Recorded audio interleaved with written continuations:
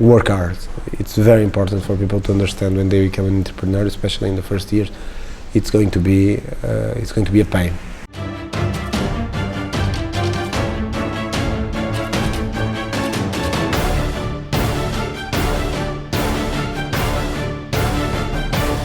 Welcome to VAI News CEO and Founder Interviews. Today we have the pleasure to be here with Miguel Pina Martins, the founder and CEO at Science4U, a leading company in the educational toy industry.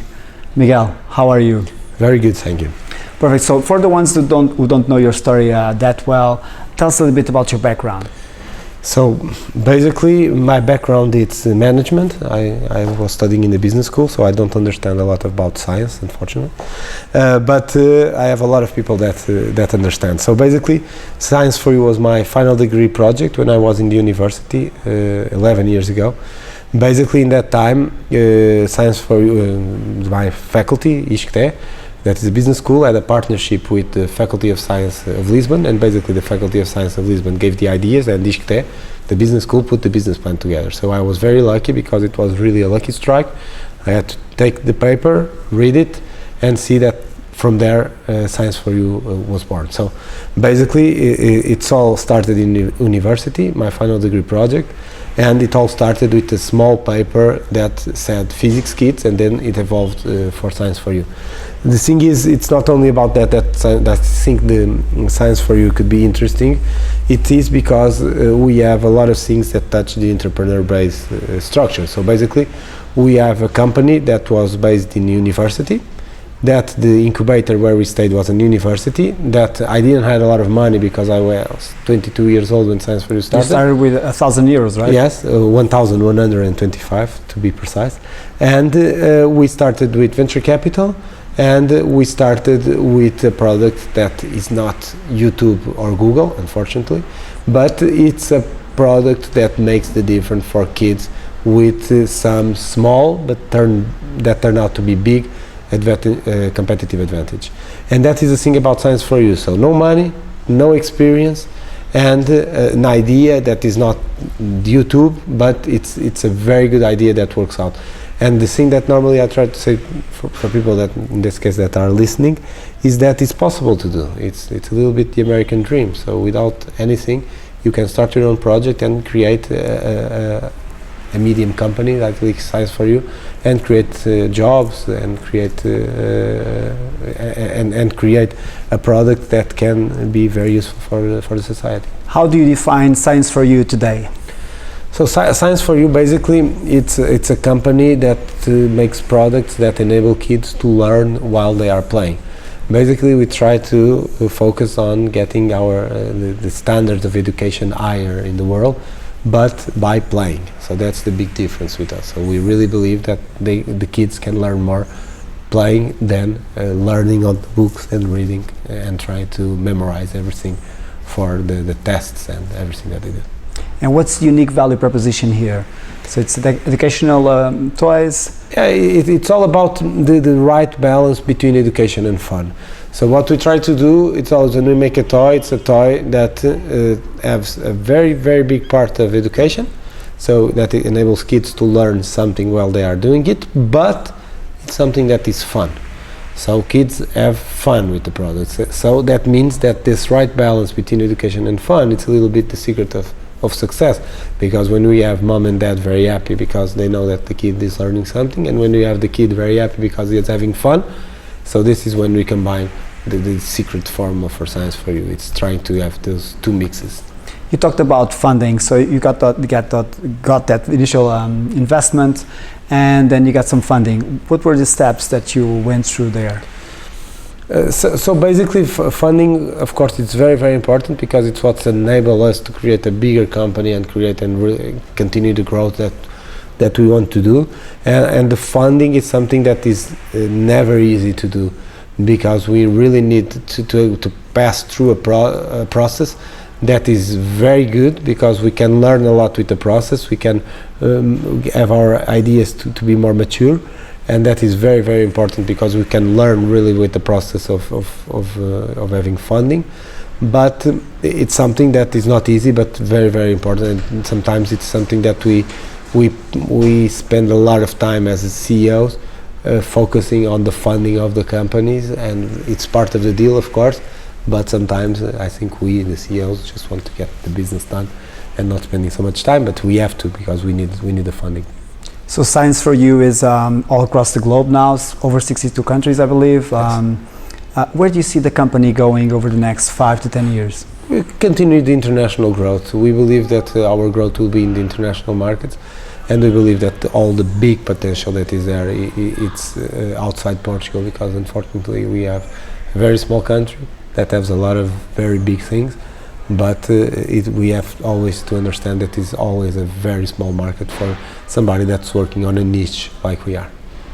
How do you see this chronic situation where we have this trade war between China and the United States, all this buzzword trade war going on in several countries? For us, it can be a very, very good competitive advantage, because 90% of the toys are produced in China from the world, and we believe that if there are some trade war, at least in the toys, it could be very, very interesting for us, because what do you mean? Because we can enter the US market with a discount comparing to what they are buying from China. So for us it could be really interesting if the tariffs go up, because I think we have a lot of competitive advantage to continue to work in Portugal and produce in Portugal, in that case probably with a better price than China, comparing with the tariffs thing. Do you see any thing being detrimental to your company in terms of this trade war? No, for us, like I said, it could be very, very positive, because we are looking forward to barriers to China, so that we know that their labor cost is lower, we know that people work 12, 14 hours a day, and they just have the Sunday to rest, so it's a little bit different. It's going to be very hard to compete with not only the salary, but especially with the conditions. So we believe that this trade war for people like us that are a little bit in the middle could be very interesting in terms of pricing. We're more than 10 years into an upcycle, so there's no signs of recession anywhere, though there are some red flags coming in. How do you see your company preparing if we have some kind of global recession coming in? So like you said, it's been a long time. Unfortunately not for Portugal, because Portugal is not out of the crisis for more than 10 years, much less than that. But it's something that it's starting to get a little bit more serious in the end, because we see Germany already entering in a recession, so it's starting to get a little bit more serious than it was 6 months ago. So we need to understand what's going on and what's going to happen, but until there we are going to focus on our product and in innovation and what we've been doing until now. We want to change gears a little bit and go into entrepreneurship.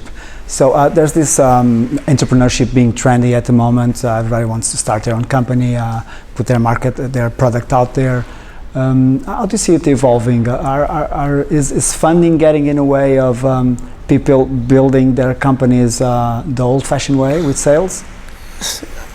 I think it's very, very important for the entrepreneurs to continue that way of making companies, and I think that's very important not only for Portugal but for all Europe. But I see that right now I think we have a lot of opportunities in terms of funding comparing to what we had 12 years ago when Science for You started. But I really think there are opportunities. We just have for entrepreneurs to have the right project, the right idea, and the right work ethic, the right commitment with what they are doing, so they can really build up the company. But I think we have opportunities in funding and in entrepreneurs. Sometimes you just have to mix them to get really the product and to get what it's needed to build a company. And with all these spaces becoming so crowded, how can these new entrepreneurs become relevant? I think there's always opportunities, and right now we have a lot of opportunities in the market. We just have to be really focused in delivering the good opportunities, but I think there are a lot of them, really a lot. So I think it's just a matter of choosing the right ones and betting on the right ones, because the opportunities are there, and I really believe that they are there. Of course, when we look at it and we see, okay, everything is done, but the niches are there. As Science for You is quite a simple thing in the end if you look at it, but I think the opportunity is there, because sometimes we just have to make a small twist to make it completely different. Where do you see the educational toy industry going over the next 5 to 10 years? We see that the educational toys are growing, and the STEM, science, technology, engineering and mathematics in toys are growing a lot. So we are really very, very positive about what's going to happen in the market of the educational toys. What are the biggest trends there that you're noticing? In terms of trends, we saw, for example, last year slime was really, really big. This year is still big, but last year was really, really something completely different. But we see there are more trends, especially the do-it-yourself, when you can learn something about it. We see that kind of trends are continuing to grow, and we believe that in the next 10 years will grow more, even more than they are growing now. Miguel, please share with us a good piece of advice with young entrepreneurs. So good piece of advice. So do it. I think it's a little bit do it. Try to do it. Fail, but fail fast, but fail, because if you are going to do it, I'm sure they are going to fail. So if they start doing it as soon as possible, and when they are failing, they fail fast, I think it's a little bit what's going to happen, because nobody has doubts about it. If you want to get something, you have to do it, and you have to fail, but do it fast. Both of these things. So you brought your company from 1,000 years to 20 million in sales, I believe. What's the key to success there? It's having a very good team, no doubt about it. My team it's amazing. It's an amazing team. So find yourself people that are really good to be next to you. Second thing, work hard. It's very important for people to understand when they become an entrepreneur, especially in the first years. It's going to be a pain. It's going to be difficult. They are going to have problems. But in the end, it can be really, really good, because the first time when you build your own company, it's probably the day after was the last day that they worked, because after that it's a little bit more different than work. You are going to stop working, like we know, like when we wake up and you say, oh, again, time to work, and you are going to see things a little bit on a different way. Miguel, thank you very much for this interview. Thank you for your time.